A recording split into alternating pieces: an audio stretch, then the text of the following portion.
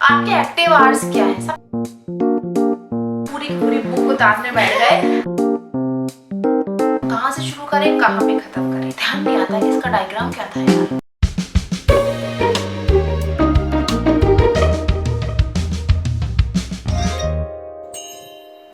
Hello friends, welcome back to my channel Pratima's life and living. और मैं हूँ प्रतिमा और मैं हूँ श्रिया। तो आप लोग टाइटल देख के बहुत खुश हो गए होंगे कि स्टडी हैक्स का या स्टडी व्लॉग आज फिर आ गया। yes. और मैंने आप लोगों से प्रॉमिस किया है कि हर मंथ में एक स्टडी हैक्स या स्टडीज से रिलेटेड एक वीडियो ज़रूर लेके आऊँगी आप लोगों के लिए। आप लोगों को बिल्कुल भी निराश नहीं करूँगी, स्पेशली सारे बच्चों को। तो ये वीडियो अगर मदर्स देख रही हैं तो अपने बच्चों को भी बिठा लें, और बच्चे अगर देख रहे हैं तो अपनी मदर्स, सिस्टर्स, हाँ, सबको बिठा के देखें। और अपने फ्रेंड्स को भी मेरे सारे वीडियोस शेयर ज़रूर कीजिए, ठीक है? हाँ।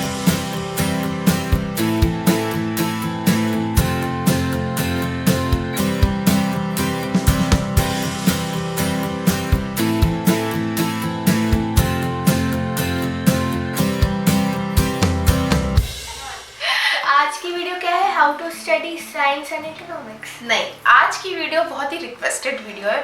2-3 टाइप के क्वेश्चंस आ रहे थे, तो 2 जो क्वेश्चंस हैं वो मैंने लिए हैं। एक है हाउ टू मेक नोट्स, ये होगा फर्स्ट पॉइंट। और नेक्स्ट जो पॉइंट है कि हम किस टाइम पर पढ़ें और कितना पढ़ें। ये 2 क्वेश्चंस बहुत टाइम से आ रहे थे, तो मैंने ये दोनों क्वेश्चन इस वीडियो में कवर किए हैं। इन सब के आंसर्स दूंगी मैं। तो सबसे पहले बात कर लेते हैं नोट्स बनाने की।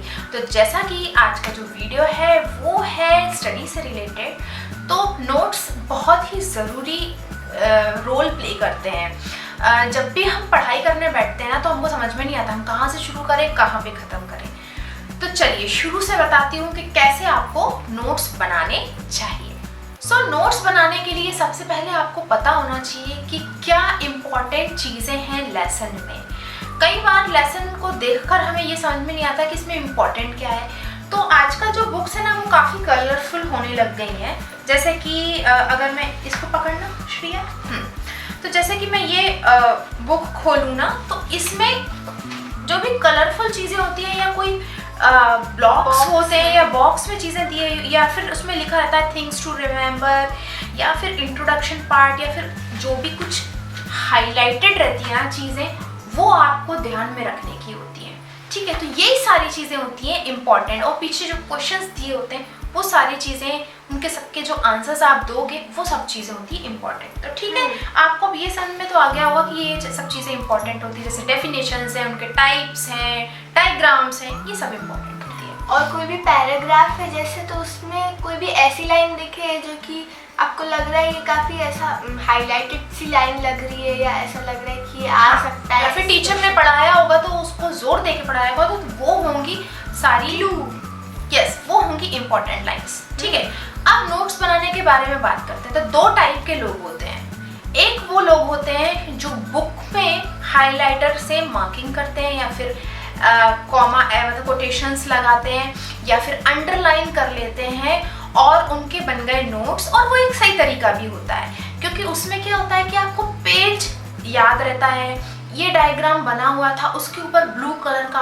बॉक्स था जिसमें ये वाली डेफिनेशन लिखी थी, इस वर्ड के बाद ये लिखा था, तो ये वाले पेज पर, तो उनको है ना एक पूरा विजुलाइज कर लेते हैं ना वो लोग पढ़ते समय, तो उनको वो पेज भी याद हो जाता है। तो ये भी अच्छा तरीका है पढ़ने का, यानी कि नोट्स को मतलब वो लोग नहीं लिखते हैं, लिख कर नहीं बनाते हैं, वो सिर्फ हाईलाइट कर लेते हैं और मार्किंग कर लेते हैं। ठीक है, अब बात कर लेते हैं दूसरे टाइप की। तो दूसरे टाइप के जो लोग होते हैं वो क्या करते हैं, बुक में जो इम्पॉर्टेंट चीज़ें हैं उनको वो अपनी हैंडराइटिंग में या अपनी नोटबुक में लिखते हैं। ये भी मैं करती हूँ कभी कभी। हाँ, तो ये भी बहुत अच्छा तरीका है। इसमें क्या होता है कि जब आप लिखते हो ना, तो आप क्योंकि समझ के लिखते हो, ऐसा तो नहीं हो देखते जा रहे हो लिखते जा रहे हो। अगर ऐसा करते हो तो बिल्कुल मत करना, समझ के लिखना। कोई भी चीज़ की डेफिनेशन है, तो जैसे एग्रीकल्चर क्या होता है, या फिर कितने टाइप के क्रॉप्स होते हैं, ये जो भी आप लिख रहे हो, तो समझ के लिखने में, नोट्स बनाते हुए में ही आपको आधी चीज़ें लर्न हो जाती हैं। तो ये भी एक बेस्ट तरीका होता है। और बस एक हम गलती कहाँ कर देते हैं कि जैसे कई बच्चे क्या करते हैं, उसको थ्योरीटिक जो भी थ्योरी हम लिखते हैं उसमें हम डायग्राम्स नहीं उसके साथ इन्वॉल्व करते हैं, या फिर उनकी इक्वेशंस होती है, केमिकल इक्वेशन, जैसे कि केमिस्ट्री में, जैसे कि ये केमिस्ट्री है, देखिए, है ना, ठीक है, इसमें केमिकल इक्वेशन दी हुई है आपको। So formula for aluminium oxide, अब ये जो फॉर्मूला है ये अगर आपने लिखा अपनी कॉपी में इसको देखकर, तो आपको लिखते हुए भी याद हो जाएगा, है ना।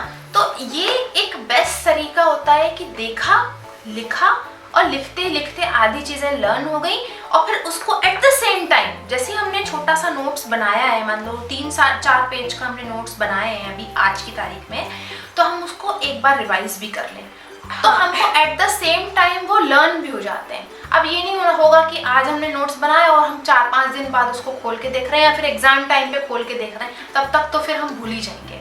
वो तो फिर वही हो जाएगा कि आपने बुक बना ली और फिर उसका कोई यूज ही नहीं। बिल्कुल, तो ये बिल्कुल ध्यान में रखना है कि नोट्स खाली बनाने से आप कुछ नहीं होने वाला है, आप उसको इस तरीके से बनाइए, समझ के बनाइए, पहली चीज़। दूसरी चीज़, बनाने के बाद उसको आप रिवाइज ज़रूर करिए। यस, तो ये दोनों जो पॉइंट्स हैं, ये दोनों पॉइंट्स आपको ध्यान में रखने हैं। अब श्रिया की जहाँ तक बात है, तो श्रिया को नोट्स स्कूल से मिलते हैं, उसको उसकी वेबसाइट पे नोट्स डाल दिए जाते हैं और हम उसका प्रिंट आउट निकाल सकते हैं। लेकिन कुछ ऐसी चीज़ें होती हैं जो श्रिया को अपने लेवल पे पढ़नी होती हैं, जो उसको केवल बुक में लिखी रहती है और नोट्स में नहीं लिखी रहती। तो वो क्या करती है कि वो सारी जो चीज़ें हैं उसको अपनी लैंग्वेज में, या फिर कह लो कि अपने उसकी नोटबुक जो है उसमें वो लिख लेती है, वही समझ समझ के, और उसको काफ़ी चीज़ें समझ समझ के लिखते हुए ही याद हो जाती हैं।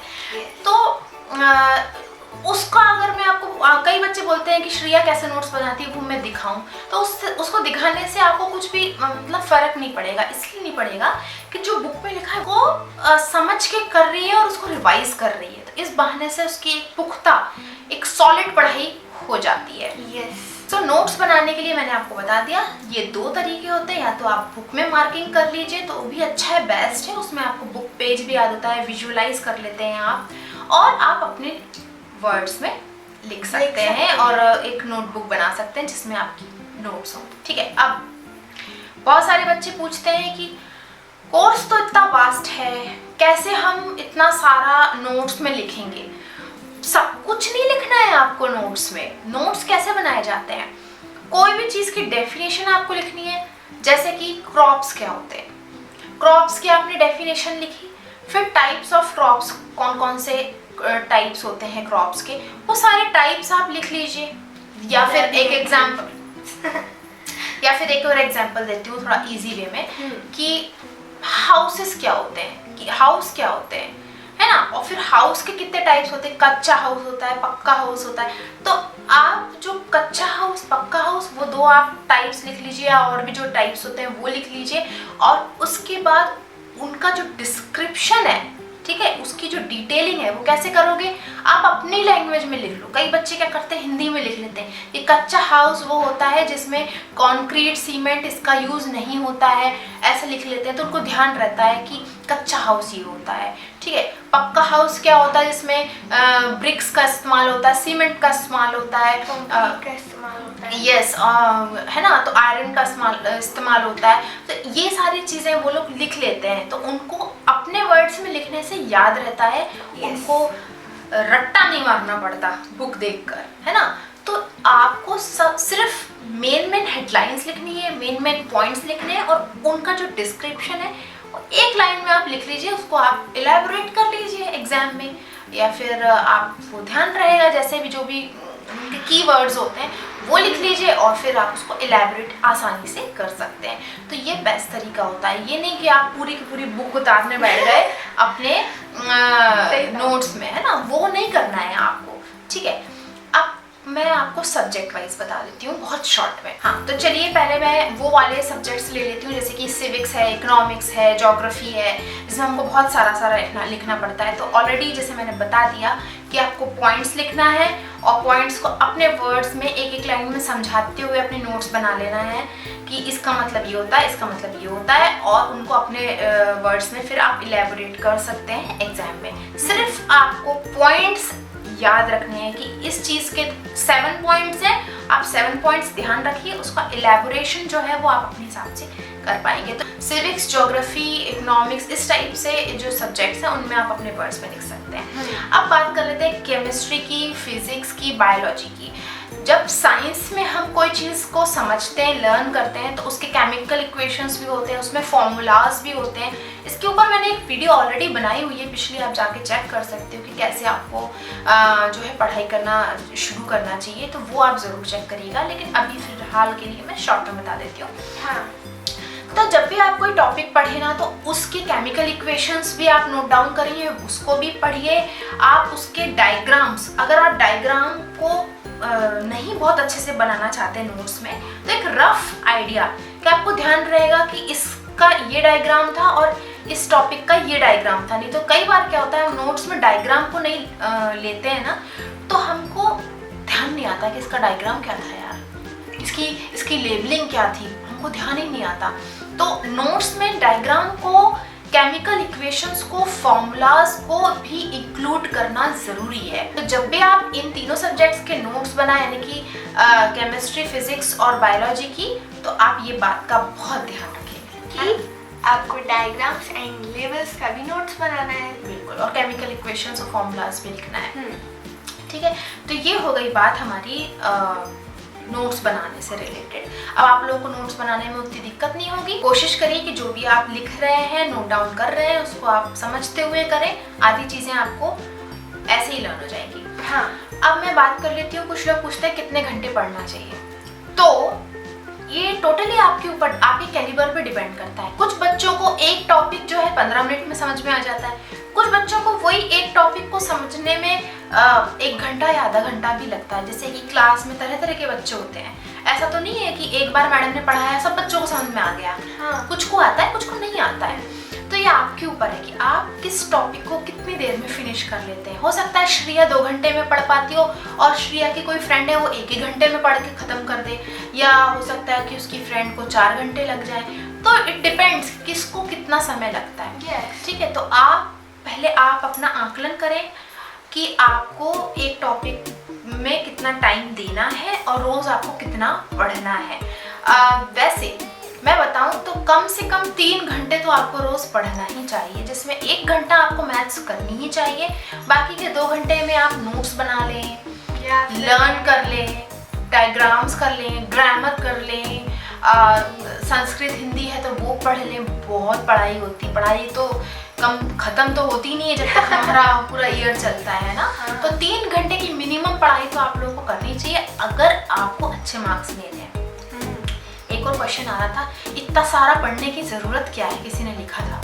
तो देखिए, पेरेंट्स आपके ऊपर पैसे खर्च कर रहे हैं, आपके ऊपर समय खर्च कर रहे हो, ये आपका पढ़ने का टाइम है, ये आपका गोल्डन पीरियड है। अगर आप इस वक्त नहीं पढ़ेंगे तो कब पढ़ेंगे आप? तो आप इस समय मेहनत करिए, अपने पेरेंट्स के लिए अच्छे मार्क्स लेकर आइए, उनको खुशियाँ दीजिए और आपका भी भविष्य उसी से बनेगा। ये आपकी ड्यूटी बनती है। सो ये जो कमेंट था ये बेसिकली मुझे आया था कि इतना पढ़ने की क्या ज़रूरत है। तो ये सबकी चॉइस पे डिपेंड करता है कि उनको कितना पढ़ना है। तो मुझे थोड़ा सा अपने हिसाब से लगता है कि मैं थोड़ा ज़्यादा पढ़ लूँ, क्योंकि 9th का थोड़ा कोर्स भी ज़्यादा होता है। दूसरा ज़रूरी नहीं होता है कि श्रिया रोज़ ही 3 घंटे या 5 घंटे पढ़ती, कभी कभी वो बिल्कुल भी नहीं पढ़ती। ऐसा भी दिन में जाता है जब उसने कोई पढ़ाई नहीं की, और हो सकता है किसी एक दिन उसने 3 घंटे से ज़्यादा पढ़ लिया हो, या एक दिन उसने 2 ही घंटे पढ़ा हो। कभी भी कोई इंसान ऐसा नहीं है, इतना डिसिप्लिन्ड कोई भी नहीं रहता है कि रोज़ वो 5 घंटे पढ़ ही रहा है, टाइम पे वो खा ही रहा है। कभी ना कभी शेड्यूल हमारा आगे पीछे होता है। तो ये आपके ऊपर डिपेंड करता है कि आपको कितने घंटे पढ़ने हैं। अब बात करते हैं क्वेश्चन की कि कई लोग पूछते हैं हम रात में पढ़ें कि दिन में पढ़ें। ये आपके ऊपर है, आपके एक्टिव आवर्स क्या हैं। सबके अपने एक एक्टिव आवर्स होते हैं। जैसे श्रिया को इवनिंग आवर्स में उसको एक्टिव लगता है, सुबह के टाइम वो ऐसी रहती है डल। हाँ। मम्मी मैं चिल्ला रही है, बेटा ये कर लो, बेटा नहा लो, बेटा ये कर लो। श्रिया उठ रही है, आराम से करेगी वो सारा कुछ, लेकिन ऐसा सुस्ती बाड़ा लगा रहता है उसका। हाँ। लेकिन शाम के वक्त वो एक्टिव रहती है, उससे कोई भी काम बोलो तो वो कर लेती है जल्दी जल्दी, पढ़ाई भी वो कर लेती है। कुछ लोग होते हैं, हाँ कुछ लोग होते हैं वो जो रात में पढ़ पाते हैं, उनको रात में अच्छे से याद होता है। कुछ लोग होते हैं जो अर्ली राइजर होते हैं, 5 बजे उठ के पढ़ने वाले, जैसे मैं थी, मैं सुबह उठ के जल्दी पढ़ती, पढ़ने वालों में से थी, मैं 5 बजे उठ के पढ़ती थी। वो भी मैं तब पढ़ती थी जब मुझे लगता था कि मेरा कोर्स थोड़ा ज़्यादा है और मेरे पास समय कम है ना। तो साल भर हम पढ़ते हैं तो हमको इतना ज़्यादा दिमाग पच्ची करने की ज़रूरत नहीं कि हम बहुत रात भर बैठें और बहुत सुबह सुबह उठें, है ना। तो ये सारे क्वेश्चंस के आंसर्स मैंने दे दिए हैं। आई होप कि आप लोगों को मदद मिली होगी इस वीडियो के थ्रू और आप लोग अच्छे से कर पाएंगे। और भी जो भी टॉपिक से रिलेटेड वीडियोस हैं, स्टडी रिलेटेड वीडियोस हैं, मैं आप लोगों के लिए लेके आती रहूँगी ताकि आप लोगों की हेल्प मिले। बस मैं सभी बच्चों से ये बोलना चाहूँगी कि ये आपकी ड्यूटी है, जो भी ड्यूटी आपको मिली है पढ़ाई से रिलेटेड या आपके पेरेंट्स से जो भी आपको ड्यूटीज़ मिलती हैं उनको आप बहुत अच्छे से मन लगा के करिए, अच्छे मार्क्स लाइए और अपने पेरेंट्स का नाम रोशन करिए। इसी बात पर मैं इस वीडियो को आज एंड करती हूँ। आप सभी से हम लोग मिलेंगे अपने नेक्स्ट वीडियो में। Till then, bye bye, take care. Take care.